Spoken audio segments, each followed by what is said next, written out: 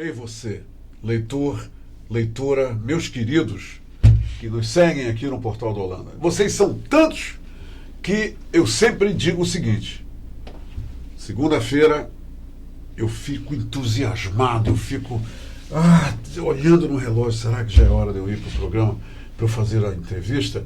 Porque a segunda-feira para mim é o início de mais uma etapa virtuosa, até porque essa etapa virtuosa é formada por personalidades como a Lena Andréa Muniz, que veio aqui me dar o privilégio, o prazer de ter a companhia dela aqui nos estúdios do Portal da Holanda para conversar com a gente sobre a sua expertise, conversar com a gente sobre a sua experiência profissional, dividir principalmente com os jovens e as mulheres. Eu não sei se a Lena sabe, mas eu até vou fazer a primeira pergunta para ela. A Lena é economista, tá? Ela veio falar de economia, veio falar de uma eleição aqui, mas muito interessante. E eu não sei se ela sabe, porque eu aposto que o Paulo não disse para ela, mas eu vou dizer. Nós tivemos, Lena, milhões de pessoas no mês de setembro que nos assistem, que privilegiam esse trabalho nosso com a audiência. E dessas pessoas, olha só que coisa magnífica, 72% são mulheres.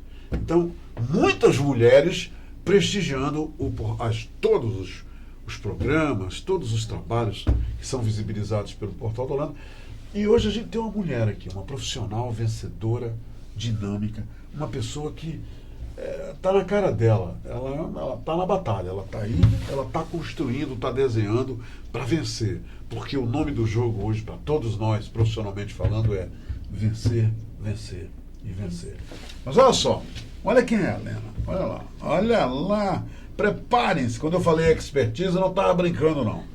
A Lena Andréa Muniz, ela é economista, mestre em desenvolvimento regional da Amazônia, ela também é especialista em gestão de pessoas e mercados, tem doutorado em economia e é consultora econômica no escritório de consultoria e projetos econômicos. Ela possui experiência no campo da docência como professora substituta na Universidade Federal do Estado do Amazonas, a nossa querida UFAM, que nos dá tanto orgulho, e é professora assistente da Universidade do Estado do Amazonas, a UEA, e é autora dos livros sobre economia ambiental, logística e cidadania e políticas públicas no Amazonas. Atua hoje como docente na rede privada. Tá pra ti?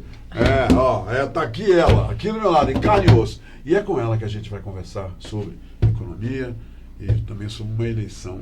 Eu já falei, né? Muito bacana. Lena Andréa Muniz, seja muito bem-vinda à Hora do H. Eu sou louco por segunda-feira, hein? Porque segunda-feira, entendeu? E olha, iniciar a segunda-feira te conhecendo, te entrevistando, para mim é tudo que eu como jornalista quero e almejo na minha profissão. Seja bem-vinda. Muito obrigada. Humberto, primeiramente queria agradecer realmente por esse convite, não é? As suas palavras, elas são muito bem colocadas. Porém, não é, o prazer é todo nosso da Chapa 1, o prazer é todo meu enquanto economista, enquanto cidadã, enquanto pessoa. E eu agradeço imensamente pelo seu convite, pela gentileza de nos entrevistar, de se interessar pelas propostas da nossa classe, da nossa Chapa 1 para o fortalecimento da nossa classe de economistas. Ela também é muito gentil, vocês viram? Eu não falei isso, mas ela acabou de demonstrar. Lena, me diz uma coisa. O que é? Qual é o papel de um economista? O que faz um economista? Porque ainda tem muita gente que não entende. Eu te falei agora que a minha neta perguntou de mim, a Sofia, se o economista é alguém que economiza. Eu falei para ela, te acalma aí, que eu vou falar com a Lena, eu vou já descobrir. E explica para a gente como se forma um economista e qual é o papel relevante dele na sociedade. Então, a função do economista ele é uma função bastante ampla, não é? Enquanto o conceito de economia, na academia a gente aprende que a economia é a ciência da escassez. Não é? Os recursos são escassos, não é? Existe uma restrição de recursos e por isso nós temos que trabalhar da melhor forma possível para distribuir esses recursos para a sociedade, para a coletividade. Não é? Então o economista ele trabalha junto desse planejamento, não é? Para que os recursos eles alcancem a todos. Não é? Então, essa pergunta que a tua neta fez sobre o economista é uma pessoa que economiza, isso aí é uma pergunta clássica que se faz ao economista. Qual é a função do economista? Os meus alunos, é uma pergunta que eles fazem: professora, o que o economista faz? Eu acho tão bonito ser economista. Economista, ele serve para economizar, é isso? Né? Por quê? Porque realmente, hoje, se percebe uma necessidade, né, de uma divulgação sobre a função do economista enquanto importância para a sociedade. Né? O economista, ele tem um leque, uma ramificação muito ampla. Ele trabalha na contabilidade da empresa, ele trabalha no orçamento da empresa, ele trabalha na composição da estrutura econômica de uma empresa. Quer dizer, ele diz para o empresário: olha, tem que fazer isso, isso, isso e isso aqui para poder você conseguir ou obter amanhã ou depois o sucesso econômico. É por aí também? Exatamente. Essa expertise, isso é uma das expertises do economista. Ele conseguir vislumbrar, ele conseguir, a partir daquela visibilidade que ele tem da empresa, não é? Do know-how de conhecimento que ele tem, ele poder ali, enquanto profissional, ajudar, agregar, não é? Para aquela empresa possibilidades que ela, de repente, aqueles gestores não estão conseguindo absorver ou compreender o mercado em si, não é? Professora, você falou uma coisa muito interessante. Gestores. Eu já ouvi muita gente dizer o seguinte: sabe por que essa empresa não se deu bem, Humberto? Faltou gestão. Me explica isso. A gestão é realmente fundamental numa empresa? Quer dizer, a gestão no sentido lato, quer dizer, no sentido mais abrangente. Sem gestão, a empresa vai para o brejo, professor? Com certeza. Sem profissionais que realmente conheçam, cada um dentro do seu contexto, não é? Mas uma empresa, ela não acontece com uma pessoa, ela acontece com pessoas, né? Então, essa conexão entre as pessoas, entre os profissionais que existem, inclusive o economista, né? Para que ele possa elaborar, para que ele possa apontar necessidades. Por exemplo, um custo que não é muito observado, né, pelos outros profissionais, mas que é uma observação muito feita pelo economista: o custo de oportunidade da empresa. O que é isso, custo de oportunidade? Por exemplo, nas demonstrações contábeis da empresa, um custo de oportunidade é um custo que você tem, né, que a empresa tem, ao invés dela, ela tem um recurso e ela precisa pensar, ela precisa analisar o que ela vai fazer com aquele recurso. Eu aplico a uma determinada taxa de juros, ou eu invisto nos meus ativos fixos da minha empresa.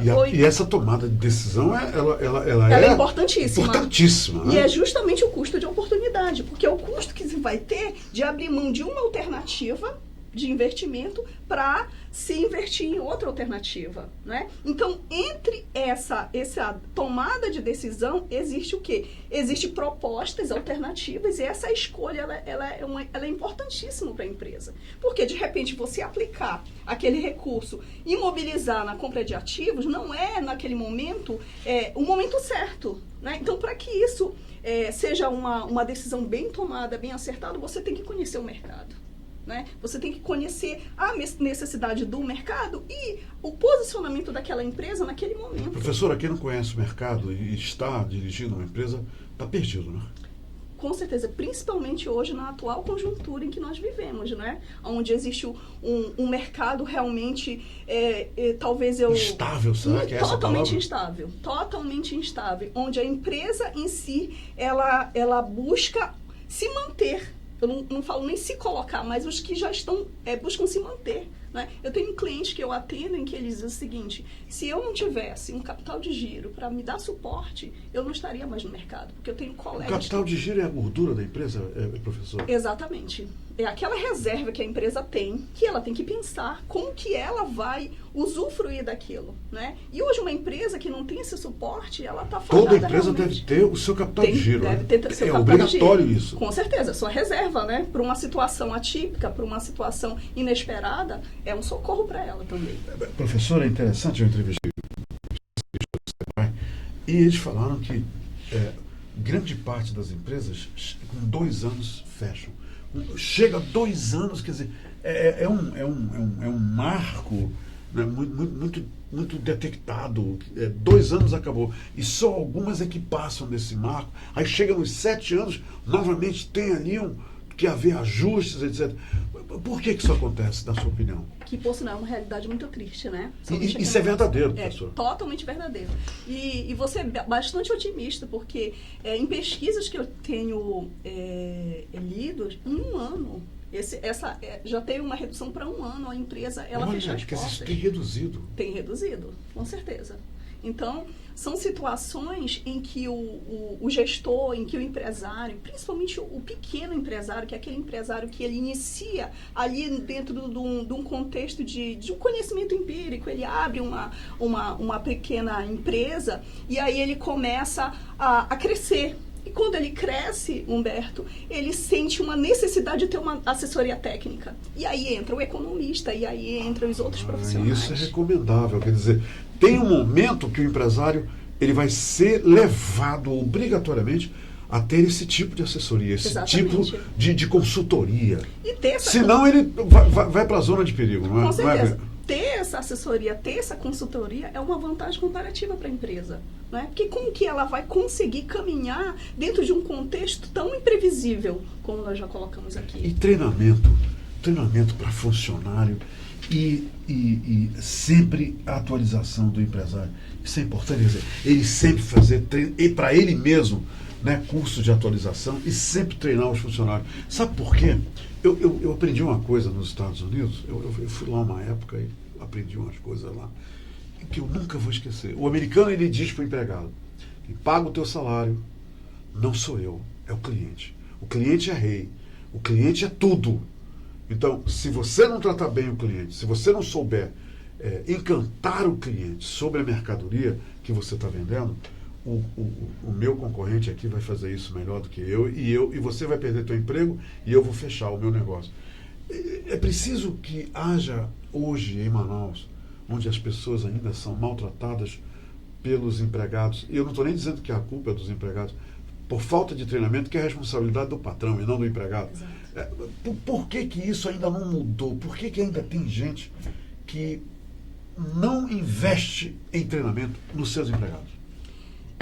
Eu penso que esse problema começa pela própria pessoa que está ali gerindo. O empresário. Exatamente. Quando ela compreende que ela também tem que ser treinada para lidar com pessoas, porque se ela não consegue lidar com o seu funcionário, que é a pessoa mais próxima, que está ali para contribuir. E que fica de frente com o cliente. E o funcionário, o colaborador, é aquele que te conhece. É aquele que tem uma visão muito próxima de você. Claro. Então, se o empresário, o empresário ele não sabe lidar com essa pessoa que tem tanta proximidade, que conhece o dia a dia dele, que está ali com ele, como que ele vai repassar para o cliente que aquela empresa é uma empresa que está de portas abertas, que traz uma elegância na hora de atender, porque eu acho que o que se tem perdido muito dentro desse contexto é a elegância das pessoas. O cliente, antes mesmo de experimentar ou analisar o produto, ele já quer ir embora, já se cansou. Exatamente. E outra coisa... Tem muito mecânico, né? Não é verdade isso? Isso. E outra coisa, professora, e hoje em dia, é o que eu falei, tem a concorrência, né? Que tá, um de olho no outro. Se você não está de olho em mim, aquele camarada está de olho do que está acontecendo no teu negócio e vai, logicamente, com essa elegância, e tudo isso que você está falando, encantar o cliente e o outro vai fechar. Exatamente. E o funcionário ele vai repassar para a clientela o tratamento que ele tem ali dentro, não é? Porque como que ele vai agregar valor, não é? Enquanto a pessoa que está ali recepcionando o cliente, como que ela vai agregar? Se ela foi ferida, se ela foi machucada, se ela foi ela está desmotivada, né? Totalmente. Ela não tem motivação. Porque quando se fala em motivação, a gente acha que a motivação é o salário. Não, motivação não é o salário. Não, né, professor? Com certeza. Isso é uma consequência. O salário né? está mais ligado à segurança, né? Quer Exatamente. dizer, eu me sinto seguro e eu estou fazendo uma leitura aqui e de repente eu vou agora, o meu retorno para o meu patrão, para a minha empresa, a empresa que eu trabalho, é um trabalho de excelência. É por aí, não é que deve ser? Exatamente.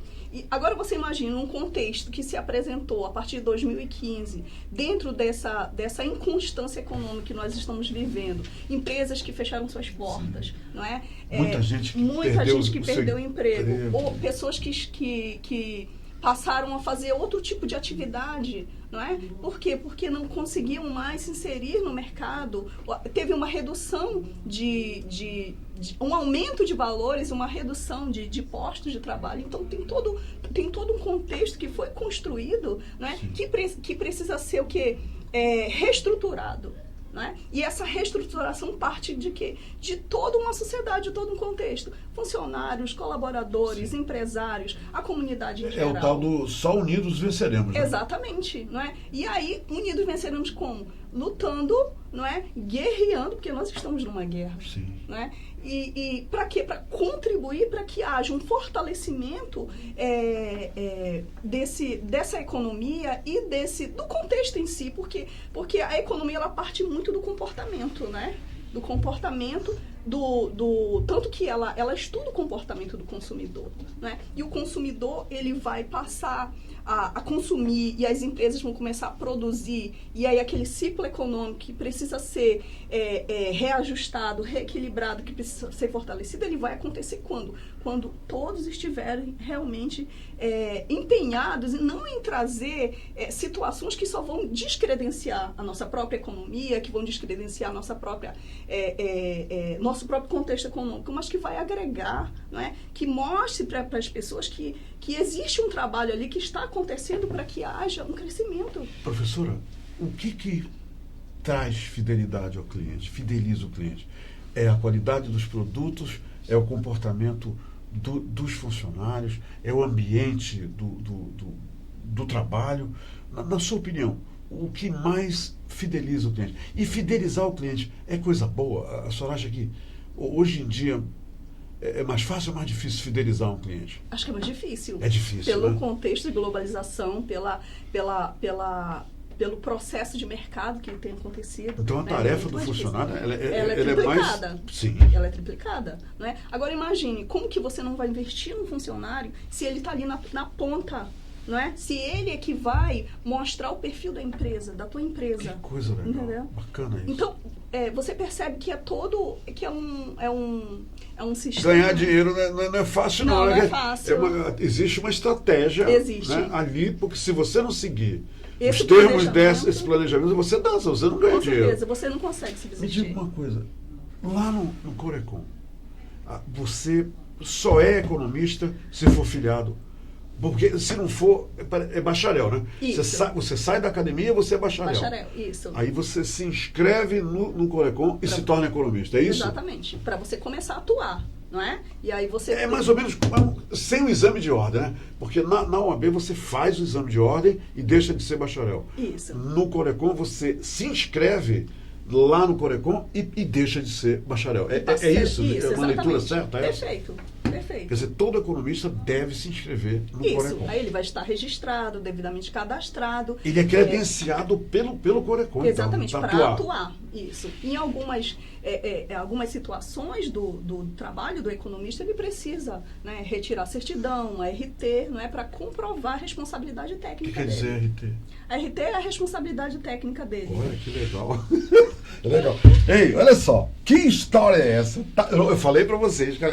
Tá vendo? Ela falou sobre economia, deu dicas maravilhosas pra gente. Agora a professora Lena, vai nos falar sobre o seguinte. Que história é essa de Chapa 1, planejamento, compromisso, gestão e ética? Aí está escrito aqui, para conselheiros regionais efetivos. A senhora quer citar ou eu cito o nome dessa turma aqui? Por favor. Olha aí a Chapa 1, hein? Olha aí, a Chapa 1. Lá vai. Lena Andréa Muniz. Olha ela aqui. Ela está aqui. Aí tem o Marcelo Pereira. Aí tem a Michele Aracati. Aí tem o Valdenei Travassos. Aí tem também o Leonardo Pinto e o Igor Silva. Não faltou ninguém, não. Não. Essa turma aqui. Isso. Esse pessoal é da Chapa 1. Chapa 1 para quê? Para quê? Por que essa eleição para conselheiros regionais efetivos? O que papel eles vão cumprir dentro do Corecon? Então, esse Eu achei super interessante isso. Ah, que legal. Então, isso é para renovação de 1/3, né, dos conselheiros do nosso conselho, o Conselho de Economia, que acontece em todos os estados, não é? Do conselho que foi eleito como presidente, a renovação desse conselho? Da renovação do conselho. Do conselho. Né? E aí vai haver lá uma próxima eleição para, entre os conselheiros, ser eleito um novo presidente. Né? Ou... Peraí. Quem elege o presidente do Corecon? São os economistas inscritos ou o conselho? O conselho. É o conselho. Exatamente. Que representa os economistas Exatamente, inscritos. Como se fosse a Câmara, né? Os vereadores Entendi. vão eleger o seu presidente. E quantos economistas tem em Manaus, antes que eu me esqueça? A senhora tem um número, assim, pelo menos aproximado? Para ser sincero, não, mas Não, né? eu posso garantir para você que são muitos. São milhares, né? Para você ter uma ideia, final de 2015 para 2016 foram formados mais de 500 economistas no estado do Amazonas. Foram nos entregues interiores. pela academia. Exatamente. Olha. Um curso... Novos economistas. Novos economistas. Estavam inscritos quase 700, mais de 700 na realidade, e acho que formaram uns 500 e pouco. Professora, na sua sala, eu vou já voltar aqui para o pessoal da Chapa 1, depois o Humberto já mudou de assunto e não está falando aqui na Chapa 1. Professora, na sua sala, lá na UEA, qual é a sua sala? É o FAM ou UEA? Porque eu li aqui o seu currículo. Exatamente. A senhora ainda está dando aulas presenciais? Então, isso que é uma situação que eu quero colocar quando você falou. Eu fui professora da UFAM, professora substituta e professora assistente na UEA até 2016. Pronto. Hoje eu estou como professora na rede privada. Ok. Então, a minha pergunta continua valendo. Na sua sala, né, de aula, quantos alunos estão recebendo os seus ensinamentos? Eu quero ter uma base assim. Por exemplo, vamos embora lá na UEA. A senhora lembra mais ou menos de quantos alunos numa sala sua na UEA e na UFAM? 53 alunos numa sala da Isso num período, UEA, só num período. Exatamente. E na UFAM? Na UFAM, essa mesma mais faixa. Ou menos, mais essa ou menos. mesma faixa. E hoje na rede privada? Na rede privada, a gente chega a ter... em todas as salas, vamos embora lá, todas as suas tem salas. salas com 100 alunos, só para você ter uma ideia. É mesmo, professor. Isso. E esses alunos, na cabeça deles, o que é? Estão vocacionados ou ainda se vocacionando para a economia? Não, na realidade, hoje o curso em economia, por exemplo, na rede privada... Qual é a escola que a senhora dá aula na rede privada? Na FAMetro. Na FAMetro, olha aí. Isso. Olha Hoje só. Quem quiser encontrar com a professora Helena, agora é na FAMetro, não é lá na UFAM nem na UEA, não, que ela passou por lá, né, professora? Exatamente. Muito Perfeito. bem. Hoje 100 alunos? 100 alunos. Como é que o professor controla 100 alunos numa sala? Eu estou imaginando, quando ela chegou aqui, ela falou, não, deixa eu chegar mais perto, eu sou pequenininha. Como é que uma professora, sabe, domina, eu fiquei curioso com isso, uma sala com 100 alunos, que força é essa, que carisma é esse que você tem, Helena? Você falou a palavra que eu queria encontrar enquanto você fazia a pergunta. Carisma. É né? isso, né? É envolvimento. É você envolver o aluno. Não aquele monólogo, mas você envolvê-lo a ponto dele querer participar. Querer Não é? ouvir. Exatamente. Então, as minhas aulas, por exemplo, de fundamentos de economia, eu uso muito exemplos do dia a dia, do Professora, contexto. você é uma professora de economia, né? Eu sou professora de economia, que atuo dentro das disciplinas de economia em outros cursos, em direito, em logística, em administração, em contabilidade, em recursos humanos, em qualidade. Ela é assim uma vai. pequena, grande mulher, tá? Vocês já perceberam isso, né? Tá aqui, ó, do meu lado, a professora Helena. Professora, vamos voltar para essa chapa. Os eleitores devem estar, pelo amor de Deus, né? Me diga uma coisa. Essa chapa para conselheiros regionais efetivos do Corecon. Sim. O presidente do Corecon hoje é o Francisco de Assis Mourão Júnior, né, o economista. Exatamente. Muito bem. Aí, esse povo aqui, olha, todo mundo, olha só, todo mundo, todos jovens, maravilhosos, se eu aumentar aqui, olha aí. Entenderam? Qual é vocês têm propostas? Vocês têm algum tipo de proposta para justificar a eleição, o voto dos conselheiros que vão eleger vocês? Sim, Tem que apresentar as propostas da chapa? Como é que é isso? Porque olha lá, planejamento, compromisso, gestão e ética. Sim. São várias propostas. Na realidade, nós temos muitas propostas, porém nós colocamos em voga 12 propostas, que achamos assim que são as principais hoje para que possa realmente fortalecer. Eu falo a palavra fortalecer, Humberto, por quê? Porque o que a nossa classe está precisando hoje é de um fortalecimento. É do conhecimento da área de economia, do profissional de economia. E a participação também, os profissionais, eu imagino esses milhares de economistas em Manaus, Sim. Eles participam das atividades do Corecon, eles têm interação com a presidência, com os atos da presidência, professor? Tem sim. Tem, né? O Corecon, ele é uma instituição, ele está de portas abertas realmente, porém o que nós percebemos é que muitos colegas, né, economistas, eles não participam, eles estão muito distantes, né, dali do conselho, e uma das propostas, trazer essa turma de volta. Uma das nossas propostas é justamente fazer o resgate desses colegas. Da chapa 01, Exatamente. A chapa é resgatar, porque a gente compreende o seguinte, que a gente precisa fortalecer, né? Que todos somos importantes, né? Claro. Tanto os recém-formados, quanto os que estão formando, quanto aqueles que estão há muito tempo nessa caminhada. E outra coisa, professora, eu mencionei para você. Eu acho, isso aqui é uma opinião minha, entendeu? Eu acho esses aplicativos, né, aí com o Uber, principalmente, uma grande sacada. E eu tenho no Uber já encontrei 9 economistas que não conseguem, porque essa história é de todos os motoristas de Uber. Eu não sei dos outros aplicativos, que eu só uso o Uber, mas eu sei que todos eles têm como base da sua história pessoal a falta do emprego, ter ficado desempregado, sair de casa para ter uma atividade. Quer dizer, eu acho o Uber uma grande sacada por isso. E eu tenho encontrado, professor, já encontrei 9 economistas, dentre todos esses que eu tenho encontrado, já encontrei advogados. Eu bato papo, eu gosto de falar, né? Eu falo pelos cotovelos, já notou, né? E esse povo, esses economistas estão lá no Uber.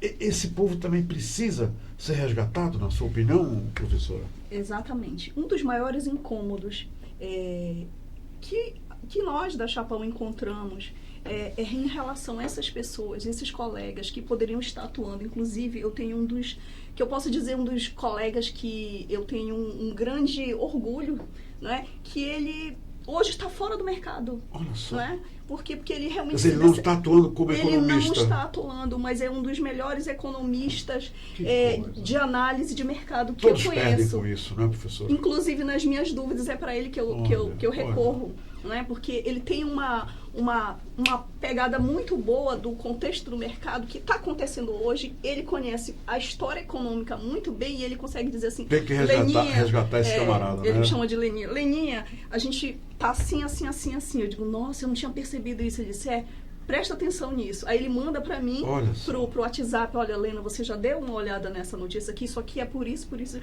digo, realmente. E aí, quando é que você vai voltar? Quando é que a gente vai fazer um trabalho? Você dá uma cutucada nele. Né? Exatamente. E ele realmente decepcionou-se com com a profissão, a verdade é essa. Né? E isso nos causa muito incômodo, por quê? Porque é uma profissão muito importante. Não é? Você conhecer de mercado, você conhecer de meio ambiente, você conhecer de preço, você sabe? Concordo. E de repente pessoas que estão fazendo outras atividades que poderiam estar contribuindo no próprio conselho. Não é? Eu já encontrei colegas, pegando esse teu gancho, eu encontrei um colega que formou junto comigo, lavando carro. Entendeu? Carro. E aí eu me pergunto, o que está acontecendo realmente? Não é? Então, as nossas propostas, elas estão voltadas ao resgate dessas pessoas. Da chapa 1. Isso. De resgatar, de fortalecer, de inclusive, pessoas que estão com anuidade atrasadas. Sim. Porque às estão vezes desempregadas. até podem pagar, né, professor? Exatamente. Não conseguem. Eu tenho os que podem pagar e também que não querem. Olha, entendeu? Por quê? É verdade. Entendeu? Porque não podem e outros que não querem. E outros que não querem. Olha. Então, antes de nós nos propusermos a essa candidatura, nós fizemos um levantamento, porque a gente conversa entre colegas, o que está acontecendo, o que a gente pode fazer, sim. Né? E quando lançou-se a nossa chapa, eu conversei com alguns colegas e falei, olha, a nossa proposta é essa aqui, mas não é uma proposta eleitoreira, é algo que realmente a gente quer que aconteça. Né? Porque mudar para melhor, né? Exatamente. Por quê? Porque eu não quero o meu colega, que é um colega que eu acho assim, eu sempre falo dele. Capacitado, tudo, está decepcionado isso é terrível. Com essa área. Entendeu? Bela missão essa de vocês. Bela. Exatamente. Professora, quando é a eleição? Precisamos agora saber. No final do mês. Final do mês. Para colegas então que vai ser estão já, com a hoje, exatamente. Hoje o que é? Hoje é 28? Hoje é 28. Hoje daqui é 28, a 2 dias. Daqui a 2 dias. Daqui a 2 dias. Exatamente. Então, convoque todo mundo. Como é que eles participam? Vão votar pela internet. Pela internet, exatamente. Eu imaginei. Então, olha como é que eu faço, professor. Porém, já é o hábito, né? É assim, né, professor? É assim. A minha neta também me diz, vovô, não é assim, né? vovô. É assim. Então, vota pela internet. Isso, mas os votantes, nesse momento, são aqueles que estão com a anuidade em dias. Né? Só pode votar os colegas que estão com a anuidade em dias. Tá certo. Professora, muito obrigado pela entrevista. Eu vou lhe falar uma coisa só para a senhora. Eu sempre digo isso, eu vou falar só para elas, vocês estão aí ouvindo. Eu acho que essa chapa 1 vai lá para o topo da montanha, eu sei. Nossa, eu senti firmeza. Suas palavras. Eu senti firmeza. Senti que eu acho muito importante no candidato. Eu já entrevistei muitos candidatos aqui para muitas coisas. A sua sinceridade é fundamental. A sinceridade de um resgate. Isso. E também o seu sentimento de solidariedade. Exatamente. Com a sua classe. Então, parabéns. E uma boa eleição. E me deixe saber que vocês ganharam para eu festejar. Certeza. Eu já tenho motivo para abrir uma garrafa do suco da Bíblia. Muito bem. Então, nós fizemos aí um interregnozinho bem pequenininho, mas é o seguinte. Eu não estava me despedindo dela, né? Muito obrigado. E eu desejo que a vitória venha. E eu estou sentindo que isso vai acontecer. Por gravidade. Parabéns. E que você, eleita, cumpra com aquilo que se propôs durante a época da campanha e que tudo dê certo e que você beneficie com a sua chapa e seus pais. Todos que merecem e precisam ser beneficiados. Obrigado pela entrevista. Obrigada também. Nós da Chapa 1 agradecemos imensamente. Você não tem ideia de o quanto nós estamos gratos a você, a sua simpatia, a sua elegância, né, que eu acho que é uma particularidade sua. Né? Então, eu agradeço muito a sua atenção. Eu também penso que a Chapa 1 ela está bem, bem apta. Agora vai, né? Agora vai. Agora vai. São 3 mil, mais de 3 mil assistindo o Portal da Holanda, né? Então, 3 mil? Bota 3 mil disso. 3 milhões, 3 milhões, 3 milhões, olha. Isso. Olha aí, Paulo, 3 mil. Apaga isso, 3 Paulo. mil foi no começo. Exatamente. No começo, nós evoluímos. Então, muito obrigada. Obrigado mesmo. Nós que agradecemos, tá? Que vençam os melhores. Tá. Como última palavra, eu gostaria de deixar o seguinte, que a nossa Chapa 1 é por todos economistas, para o fortalecimento da nossa classe, sem diferença de raça, de sexo, nada. É para todos. Tá? Muito obrigada. Gostei disso aí. Ok, minha gente? Por hoje é só. Amanhã eu volto. Agora prestem bem atenção. Amanhã eu volto, porque amanhã é o Dia Internacional. Olha só a importância da data de amanhã. É o Dia Internacional do AVC. Amanhã o mundo inteiro está voltado, né, para esse grande problema que acomete a muita gente, é o AVC. E uma coisa interessante, no Brasil, gente, o AVC é a segunda causa de óbitos e de acontecimentos que deixam pessoas com sequelas terríveis. E amanhã vem uma especialista aqui, a doutora Adriele vem aqui amanhã para dizer para a gente, ela é especialista em UTI de AVC. Olha só, a especialista que vem aqui amanhã. E ela vai nos dizer exatamente o que a gente pode fazer para evitar uma ocorrência dessa e, logicamente, diminuir essa estatística, que é dolorosa, é uma estatística que ninguém quer fazer parte, tá? Amanhã, conto com a sua companhia, da mesma forma que você prestigiou a entrevista com a professora Lena hoje. Se Deus mantiver o meu coração batendo até amanhã, eu volto, tá? Tchau, pessoal. Obrigado pela companhia.